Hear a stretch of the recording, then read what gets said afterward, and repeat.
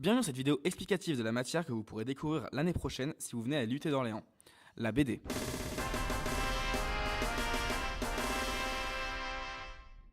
Il s'agit d'un cours qui laisse place à notre créativité. Vous avez tous déjà lu des bandes dessinées telles que Lucky Luke. C'est maintenant à vous de jouer. Enfin, pas maintenant, mais plutôt en septembre, si vous nous rejoignez. Sortez les crayons, prenez votre souffle, dessinez tout ce qui vous passe à l'esprit afin de créer une histoire totalement rocambolesque et remplie d'aventures épiques qui prendront forme. C'est quelque chose d'exceptionnel. Wow. Non mais attends, tu racontes quoi là? Bah, de la BD? Non mais, tu racontes n'importe quoi.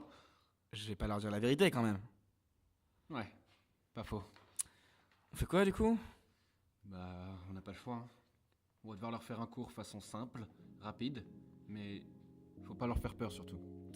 Ouais, ok. Bon, commençons par les bases. Qu'est-ce qu'une donnée? Une donnée est une information que l'on souhaite partager. Le but est d'organiser ces données afin de pouvoir les transmettre le plus facilement et de la manière la plus compréhensible possible. Qu'est-ce qu'une base de données? Une base de données permet de ranger un grand nombre d'informations. Ces informations sont structurées. Maintenant, on va se demander pourquoi les stocker. On les stocke pour organiser à peu près tout ce qu'il y a dans vos téléphones, ce qu'il y a sur le web, dans des entreprises, de manière pratique, accessible, adaptée à la plateforme. En stockant, on peut retrouver des informations facilement et les garder, économiser de la place en évitant les données redondantes, battre Chuck Norris à main nue, communiquer entre différents départements, mais pas entre le Loir et Lyon, entre des départements d'une entreprise par exemple. On va prendre pour exemple une base de données qui prend comme thème un site hébergeant des vidéos, tels que YouTube ou Netflix. Pour cet exemple, on va prendre ce dernier qui est un site de streaming. Ce site utilise une base de données, mais il est loin d'être le seul. Plus de 99% des sites utilisent une base de données. Cette notion permet de ranger et de classifier les données.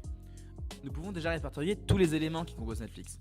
Chaque compte peut avoir plusieurs profils distincts. Dans chaque profil, on distingue des catégories, dramatique, aventure, comique, etc. Chaque catégorie est composée de différentes séries. Chaque série comporte des saisons, les saisons comportent des épisodes. L'épisode comporte une notion ainsi qu'un descriptif. Dans les séries, il y a des acteurs qui ont pu tourner dans d'autres séries. Stop. On comprend rien là. Bah, je fais comment moi alors? Bah, je sais pas, utilise ce qu'on a fait en cours peut-être, les MCD. Fais pas le mec. Bon, ok. C'est parti Louis, balance le MCD. Ok.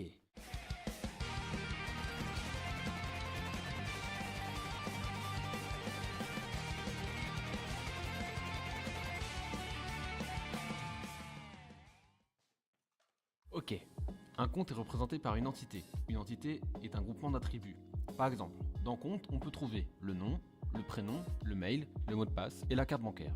Nous allons maintenant ajouter toutes les entités qui représentent le schéma du site, tels que les profils qui ont pour attribut nom et photo, les séries qui ont pour attribut titre, le nombre de saisons et une limite d'âge.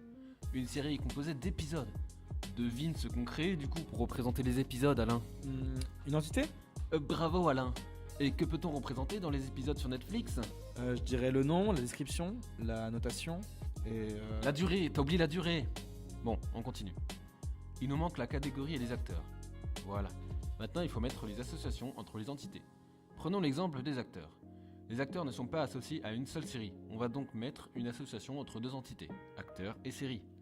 Cette association, il faut la nommer pour la comprendre. Je te laisse trouver le nom, Alain. Appartient? Nul! Je te rappelle qu'un acteur peut jouer dans plusieurs séries, Alain. Bah, jouer alors? Et bah voilà, quand tu veux, tu peux. Non, quand tu peux, tu veux. Bon, maintenant on va mettre des associations entre les entités avec des noms logiques. Par exemple, entre épisodes et séries, on met une association qui a comme nom appartenir, et ainsi de suite. Maintenant, on passe à l'exemple. Choisis une série, Alain. Stranger Things. Ok. Tu es sur ton compte Alain, où tu as rentré ton adresse mail, ton mot de passe et ta carte bancaire. Cette série a 2 saisons. Il y a une limite d'âge, qui est de 16 ans. C'est un thriller. Tu commences par l'épisode 1 de la saison 1, qui s'appelle La disparition de Will Byers, avec comme acteur Billy Bobby Brown. L'épisode dure 48 minutes, et dans cette saison, il y a 8 épisodes. Voilà comment marche un MCD. Tu auras l'occasion de revoir cette notion en septembre. Tu peux faire notre quiz up pour t'entraîner d'ici là.